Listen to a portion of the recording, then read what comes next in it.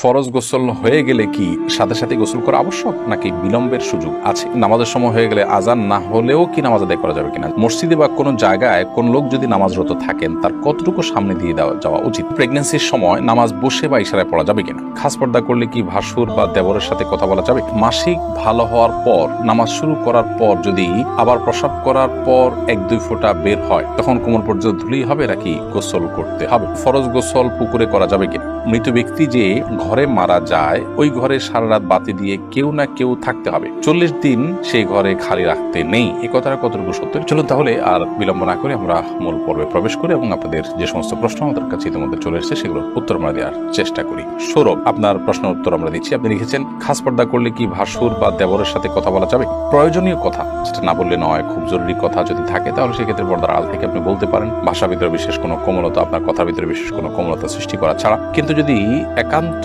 প্রয়োজনীয় কথা না হয় তাহলে সেক্ষেত্রে অপ্রয়োজনীয় কথা অবশ্যই অ্যাভয়েড করতে হবে এবং সেটাও পর্দার অংশ। আদি বিআরি থেকে আপনি লিখেছেন, নামাজের সময় হয়ে গেলে আজান না হলেও কি নামাজ আদায় করা যাবে কিনা? যাবে। আজান না হলেও ওয়াক্ত যদি হয়ে যায় তাহলে আপনি নামাজ পড়তে পারেন। মানিশা আয়ান আইআরি থেকে আপনি লিখেছেন, অনেক আগে ঝগড়ার সময় স্বামী তার স্ত্রীকে তালাক দিয়েছে কি না এটি কারোর মনে নেই, এক্ষেত্রে তাদের করণীয় কি? ঝগড়ার সময় তালাক দিয়েছেন কিনা জাস্ট সন্দেহ হচ্ছে, মানে অথেন্টিক কোনো কিছু নাই। যদি এরকম হয় তাহলে সেক্ষেত্রে সংশয়ের কোনো ভ্যালু নাই বা এটার কোনো ভিত্তি নাই এবং তাদের মধ্যে বৈবাহিক সম্পর্ক আছে এটা ধরতে হবে। মমিতা জাহান লিখেছেন, মৃত ব্যক্তি যে ঘরে মারা যায় ওই ঘরে সারা রাত বাতি দিয়ে কেউ না কেউ থাকতে হবে, 40 দিন সেই ঘরে খালি রাখতে নেই, এ কথাটা কতটুকু সত্য? এটা সম্পূর্ণ ভুল কথা এবং এ জাতীয় অনেক বিষয় হিন্দুদের অনেক ধর্ম বিশ্বাস থেকে আমাদের মধ্যে এসেছে, সে বিষয়ে আমাদেরকে সতর্ক থাকতে হবে। দিনের পথে আসেন আইডি থেকে আপনি লিখেছেন, স্বামী স্ত্রীর মধ্যে ভালোবাসা বৃদ্ধির উপায় কি? স্বামী স্ত্রীর মধ্যে ভালোবাসা বৃদ্ধি করার জন্য অন্য সব মানুষের সাথে ভালোবাসা বৃদ্ধির ক্ষেত্রে যেরকম সালামের ভূমিকা রয়েছে সেই সালামটা আদান প্রদান করতে হবে। নবী করিম সাল্লাল্লাহু আলাইহি ওয়াসাল্লাম বলেছেন যে তোমরা যখন পরস্পরের মধ্যে সালামের আদান প্রদান করবে তখন তোমাদের মধ্যে ভালোবাসা বৃদ্ধি পাবে। সেই সাথে তিনি হাদিয়া প্রদান করার কথা বলেছেন, উপহার আদান প্রদান করা। অনেক সময় স্বামীরা স্ত্রীদেরকে সুবিধা, স্ত্রীর স্বামীকে সারপ্রাইজ দেওয়া, স্বামীকে বিভিন্ন ক্ষেত্রে খুশি হওয়ার মতো কোনো কিছু পেশ করা তার জন্য, এরকম বিভিন্নভাবে উপহারের আদান প্রদান এটাও পারস্পরিক ভালোবাসা সৃষ্টির ক্ষেত্রে বিশেষ ভূমিকা রাখে। মিস তানিয়া প্রধান আপনি লিখেছেন, মাসিক ভালো হওয়ার পর নামাজ শুরু করার পর যদি আবার প্রসাব করার পর 1-2 ফোঁটা বের হয় তখন কোমর পর্যন্ত ধুলেই হবে নাকি গোসল করতে হবে?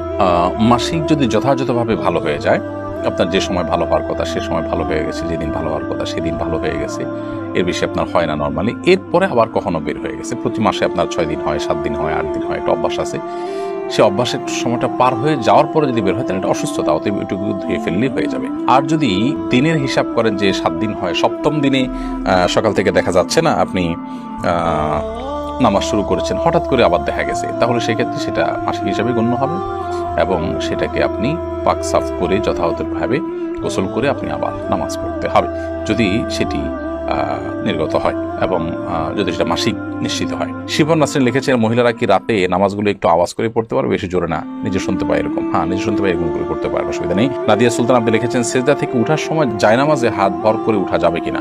সেজদা থেকে উঠার সময় আপনার মাটিতে বা জায়নামাজে ভর করে না উঠে যতটুকু সম্ভব আপনার সরাসরি ওঠা উচিত। যদিও নবী করিম সাল্লাল্লাহু আলাইহি ওয়াসাল্লাম মাটিতে ভর করে ওঠার কথা বর্ণিত আছে, কিন্তু সেটার ব্যাপারে অনেক মুহাদ্দিসদেরই ব্যাখ্যা হলো যে নবী সাল্লাল্লাহু আলাইহি ওয়াসাল্লামের শারীরিক অসুস্থতার কারণে এটা কখনো তিনি করেছেন, অতএব কারোর শরীরে অসুস্থতা বোধ করলে তিনি এটা করতে পারেন, কোনো অসুবিধা নেই। বাট সুস্থ স্বাভাবিক অবস্থাতে তার এরকম না করে বরং হাঁটুতে ভর করে তারপর দাঁড়ানো উচিত। এপি আনোয়ার এডি থেকে আপনি লিখেছেন, 4 রাকাত ফরজে দ্বিতীয় বৈঠকে ভুলে বা এমনি দুরূদ পড়লে কি সাউ সেজদা দেওয়া লাগবে? 4 রাকাত ফরজ নামাজের দ্বিতীয় বৈঠকে যদি ভুলে আপনি দুরূদ পড়ে ফেলেন তাহলে সেক্ষেত্রে হানাফি মাযহাব অনুযায়ী আপনাকে সেজদায়ে সাহু দিতে হবে, কারণ দ্বিতীয় বৈঠকে আত্মাহিয়াত পড়ার পর বিভিন্ন হাদিস থেকে আমরা জানতে পারি যে দ্রুততার সাথে দাঁড়িয়ে যেতে বলা হয়েছে এবং বিলম্ব করতে নিষেধ করা হয়েছে।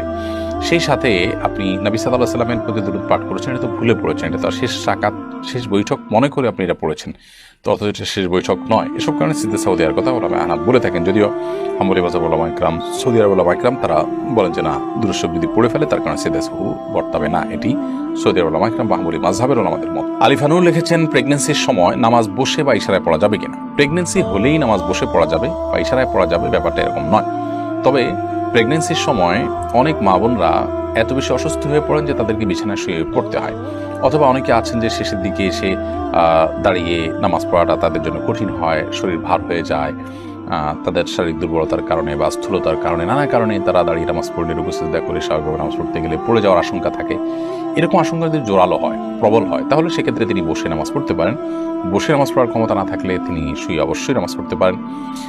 কিন্তু এটা হলো যদি সেরকম পরিস্থিতি তৈরি হয়, কারোর প্রেগনেন্সি হলেই সামান্য ঠুনকো অজুহাতেই তিনি বসে নামাজ পড়া শুরু করবেন, ব্যাপারটা সেরকম নয়। আমাতুল্লাহ মোশরেফা, আপনি লিখেছেন বিয়ের জন্য অনেকে ছবি চায়, যদি বিয়ে না হয় তাহলে কি ছবিগুলো থাকলে গুনাহ হবে? বিয়ের জন্য যদি কেউ ছবি চায় তাহলে সেক্ষেত্রে লোকটা কতটা অথেন্টিক, তার ভিতরে তাকওয়া কতটা আছে, তিনি হালাল হারাম কতটা বুঝেন এবং কতটা আল্লাহর ভয় আছে, তিনি এই ছবিটা নির্দিষ্ট সময়ের পর যদি বিয়ে না হয় তাহলে সেক্ষেত্রে ডিলিট করে ফেলবেন এবং কতটা, এই বিষয়গুলো নিশ্চিত হয়ে তারপর তাকে ছবি দেওয়া উচিত, অথবা বিশেষভাবে তাকে বলে দেওয়া উচিত এবং তিনি যেটা করেন সে বিষয়ে তাকে রিকোয়েস্ট করা উচিত। এরকম না হলে যে কেউ চাইলো আর তাকে ছবি দিলেন, এটা উচিত না, কারণ এটি আপনার প্রাইভেসি যেমন নষ্ট হবে, গুনাহের কাজ তিনি করবেন, আপনি পরোক্ষভাবে সেটাতে একরকম সহায়তাই করলেন, ব্যাপারটা সেরকম হয়ে গেল। এই জন্য এই বিষয়গুলো দেখা উচিত।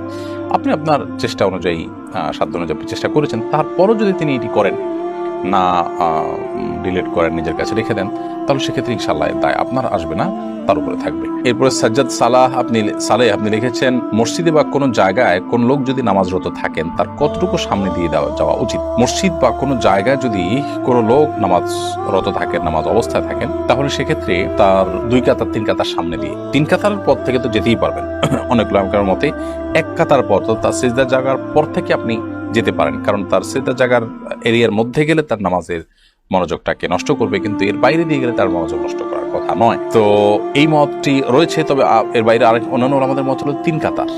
এই মতটাও বেশ স্ট্রং যে তিনি যে কাতারে পড়ছেন আরো 2টা কাতারের বাইরের অংশ দিয়ে তিনি চাইলে হাঁটতে পারেন। মাহবুর রহমান লিখেছেন, ফরজ গোসল পুকুরে করা যাবে কিনা? ফরজ গোসল পুকুরে করা যাবে, কোনো অসুবিধা নেই। পুকুর সাধারণত বড় হয়ে থাকে আমাদের দেশে, একেবারে ছোট গড় যদি হয় যে 10 হাত করে চারদিকে 40 হাতেরও কম হয়, তাহলে সেক্ষেত্রে সেটা ভিন্ন। কিন্তু এর বাইরে বড় যদি হয় তাহলে সেক্ষেত্রে বড় বলতে মানে চারপাশে 40 হাতের বেশি এরকম পুকুর বাংলাদেশে প্রায় অলমোস্ট সব পুকুরগুলোই। তো এই সমস্ত পুকুরে গোসল করাতে কোনো অসুবিধা নেই। ফরজ গোসল, সেখানে যদি আপনার নাপাক লেগেও যায় তাতে সব পানি নাপাক হয়ে যাবে না, কারণ পানি যখন অনেক বেশি থাকে সেখানে সামান্য নাপাক লাগলে সব পানি নাপাক হয়ে যায় না। হ্যাঁ, নাপাকটা যদি কোথাও দৃশ্যমান থাকে তাহলে ওই দৃশ্যমান যেখানে তার আশপাশের পানিগুলো শুধুমাত্র নাপাক থাকবে এবং সে আস্তে আস্তে পরিবর্তিত হয়ে যায়, আর দৃশ্যমান না থাকে তাহলে তার কোনো কথাই নেই। অতএব ফরজ গোসল পুকুরে করতে কোনো সমস্যা নেই। শেখ সোয়েব আপনি লিখেছেন, ফরজ গোসল হয়ে গেলে কি সাথে সাথে গোসল করা আবশ্যক নাকি বিলম্বের সুযোগ আছে?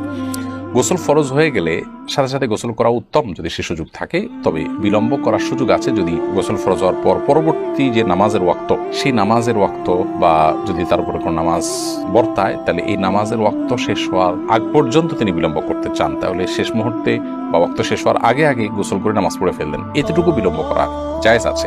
তবে এই ক্ষেত্রেও গোসল ফরজ হয়ে গেলে যদি লম্বা সময় তিনি বিলম্ব করতে চান, এশার পরে গোসল ফরজ হয়ে গেল, ফজর আগ পর্যন্ত তিনি সুযোগ পাবেন গোসল করার, তাহলে সেক্ষেত্রে এই সময়টা তিনি গোসল না করে শেষের দিকে একসাথে ফজর ওয়াক্ত হলে তখন গোসল করতে চান, তাহলে অজু করে ঘুমানো বা অন্যান্য কাজ করাটা সুন্নাহ, এটা উত্তম। কিন্তু যদি কোনো কারণে অজু নাও করেন তাতে তিনি কবিরা গুনাহ করেছেন, ব্যাপারটা এরকম না, সুন্নাহ তরক করেছেন, এটুকু বলা যাবে।